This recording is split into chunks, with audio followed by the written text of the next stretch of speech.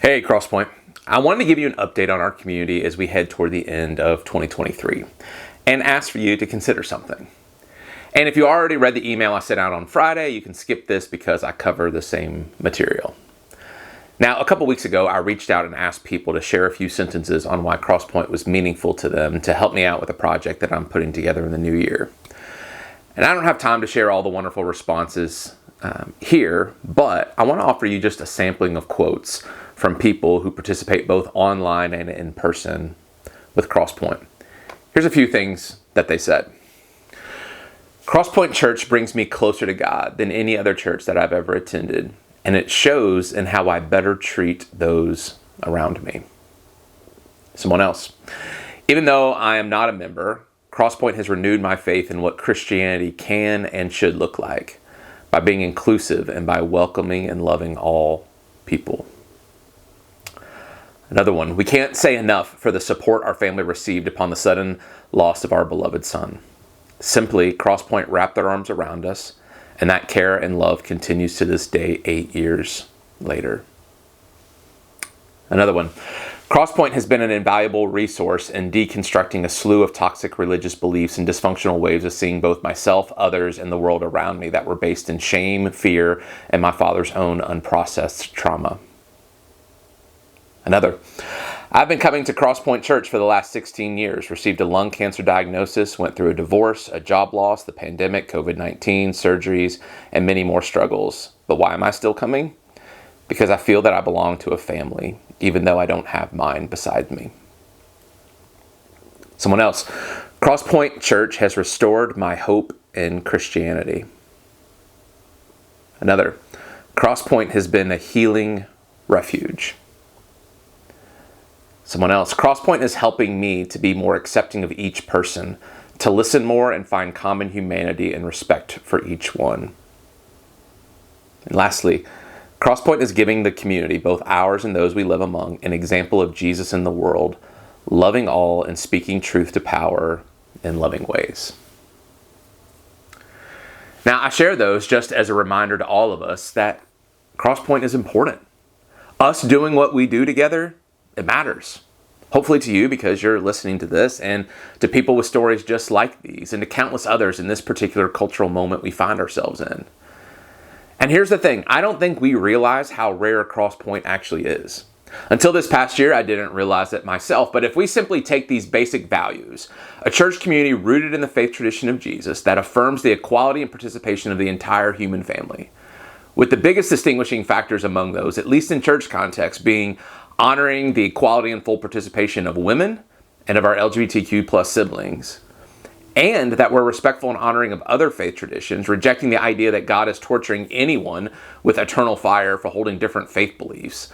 If you simply take those two simple values, according to the World Council of Churches, that puts us currently far below a 1% minority of churches in the world.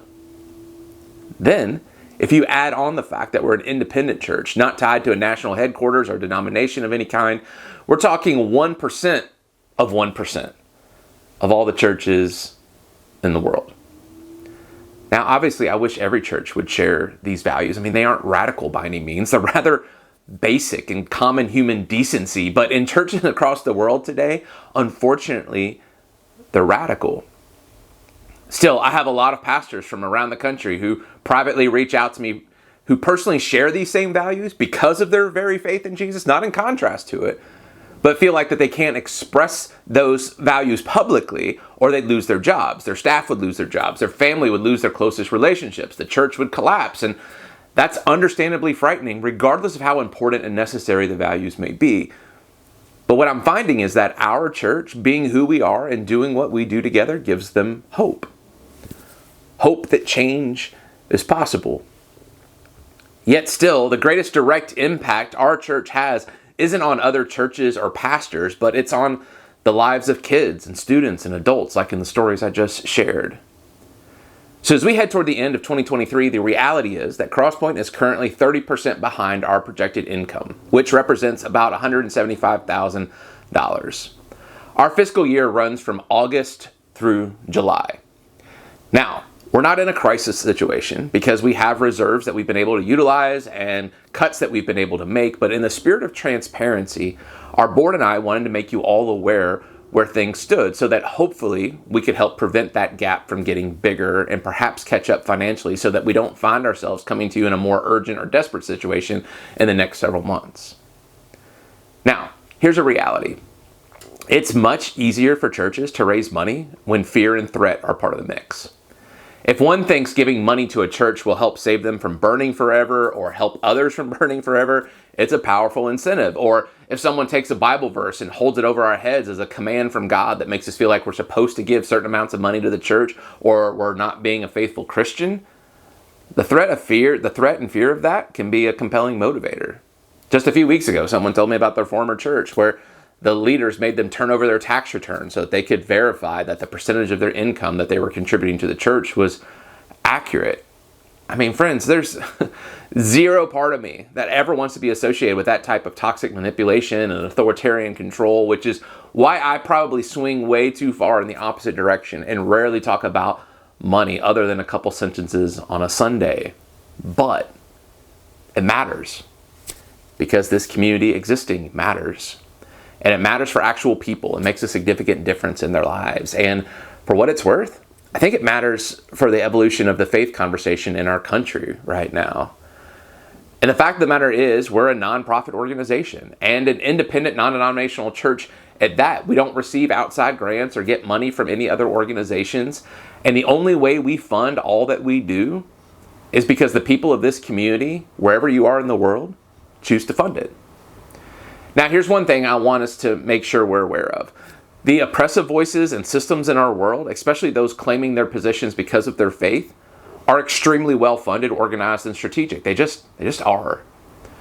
But stereotypically, those driven by love, equality, justice, and peacemaking aren't. They're often isolated voices. They're not strategic and often not very well funded. Now, there's a lot of reasons for that we don't have time to dissect right now, but that's usually the case. And when churches like ours have tried to exist other places in the world and eventually have had to close their doors, opposing voices often say, well, see, that's a confirmation that God's not behind those kind of values. And it fuels their own sense of rigidness. When the reality is, often they just weren't funded. And the pressures and the strains from all the different directions just became too much. But for whatever reason, Crosspointe, we're still here. We've had a wild journey, but we're here. And what we're doing is good. It's good for people. And we're making a difference. And right now, we're incredibly unique. But I sincerely hope it doesn't stay that way. So bottom line is, I'm asking that if you can help fund Crosspointe, that you would. Not out of any sense of guilt or fear, but because you see the strategic value of generously and intentionally contributing financially to this community so that it can thrive in the world. Because of all the holistic ways we're able to love, serve, and equip people. And because of what our collective presence and voice means in the culture right now. Simply, I'm asking that if you're able, that you'd consider an end-of-the-year financial contribution or a recurring financial contribution throughout the year, whether you set that up weekly or twice a month or monthly or quarterly, whatever works best for you, so that we can work toward closing the current financial gap and get back on track for the rest of the fiscal year. The easiest way to do that is simply go to crosspointe.org/contribute. You'll find ways to set up recurring contributions or give a one-time financial gift there. There's options there to contribute via your card or check, PayPal, text, direct deposit, stocks, all the different ways. Now, additionally, if you have any questions, just email finance@crosspointe.org. We have a volunteer board of elders, of Crosspointe members, and financial staff who oversee the finances, as well as an outside auditor who makes sure everything is done with integrity and is aligned with our values. So Crosspointe, thanks for being you. Thanks for your consideration, and I'm honored to serve with you. You're loved.